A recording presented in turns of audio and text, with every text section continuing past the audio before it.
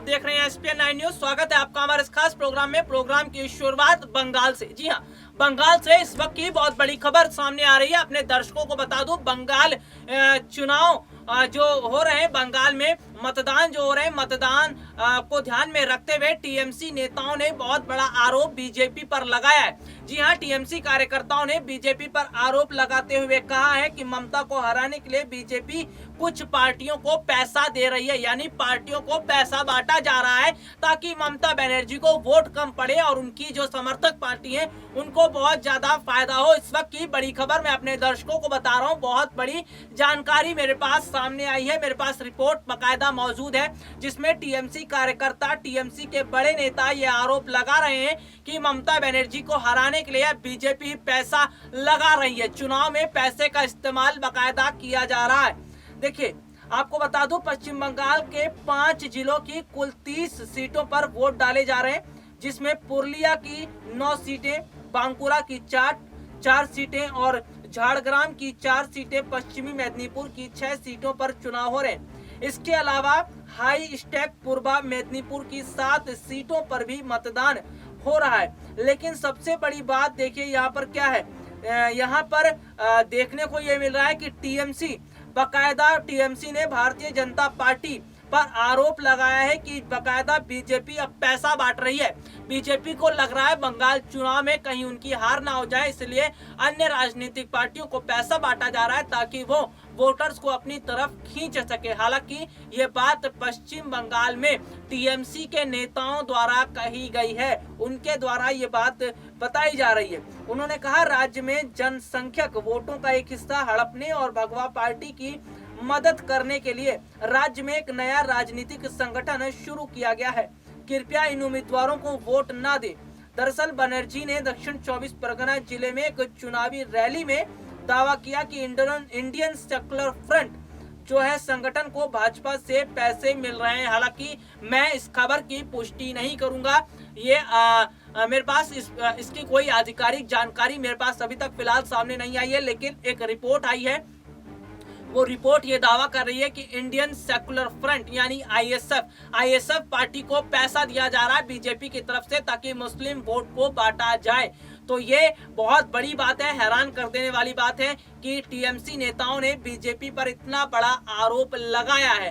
वैसे अगर बात की जाए तो बीजेपी चुनाव जीतने के लिए साम दाम दंडभेद का हर तरीका अपना रही है। बीजेपी चुनाव जीतने के लिए हर रणनीति को अपना रही है। ऐसे में अगर टीएमसी कार्यकर्ताओं की, टीएमसी नेताओं की ये बात सही हुई तो वाकई में ये चौंकाने वाली बात होगी कि बीजेपी चुनाव जीतने के लिए पैसों तक का इस्तेमाल कर रही है, यानी कि पैसा बांटने का काम किया जा रहा है और अन्य राजनीतिक पार्टियों को पैसा इसलिए दिया जा रहा है ताकि ममता बनर्जी के वोटों को काटा जाए। आपको बता दूं कि सुबह से बंगाल चुनाव पर नजर हमने बनाई हुई है और जैसे कि हमारे पास ये जानकारी सामने आई, एक रिपोर्ट सामने आई, उसके बारे में हमने आपको बताया।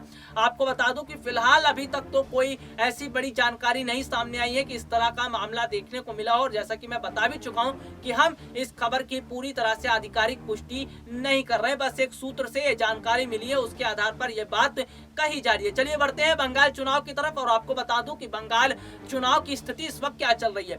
जैसे कि बता दूं, सुबह से ही मतदान केंद्र है वहां पर बहुत ज्यादा भीड़ वोटर्स की देखने को मिल रही है। भारी तादाद में लोग वोट डालने आ रहे हैं। महिलाओं की बात की जाए तो महिलाओं की बहुत बड़ी स्थिति देखने को मिल रही है, वहीं पुरुषों की भी स्थिति सामने देखने को मिल रही है। लेकिन आपको बता दूं कि पश्चिम बंगाल में आज पहले चरण की जो वोटिंग हो रही है उसमें कम से कम 70% वोट अभी तक पड़ चुके हैं। इसका मतलब ये है कि बंगाल के लोग पूरे उत्साह के साथ वोट डाल रहे हैं और ये वोट किसकी तरफ जा रहे हैं अभी तो फिलहाल ये नहीं कहा जा सकता, लेकिन हाँ ये बात अच्छी है कि बंगाल के लोग अपने घरों से निकल रहे हैं और वो अपने मत का अधिकार कर रहे हैं। एक लोकतंत्र की अच्छी सही परिभाषा यही होती है कि लोग अपने मतों का अधिकार जो है उसका इस्तेमाल करें।